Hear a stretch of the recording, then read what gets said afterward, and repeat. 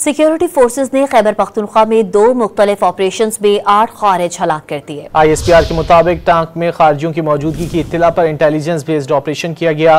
Forces ने खारजियों के ठिकानों का पता लगाकर 6 खारजी हलाक कर दिए। खैबर जिले की तीरा वैली में ऑपरेशन के दौरान 2 खवारिज मारे गए। इलाके में मजीद खारजियों के खात्मे के लिए क्लियरेंस ऑपरेशन जारी है। सदर मुमलिकत और वजीर आजम शहबाज शरीफ ने सिक्योरिटी फोर्सेस को फौजी ऑपरेशन पर भरपूर खराज तहसीन पेश किया।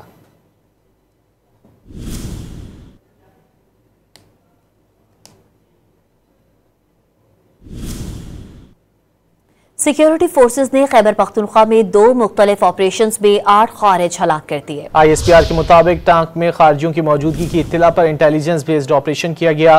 फोर्सेस ने खारजियों के ठिकानों का पता लगाकर 6 खारजी हलाक कर दिए। खैबर जिले की तीरा वैली में ऑपरेशन के दौरान 2 खवारिज मारे गए।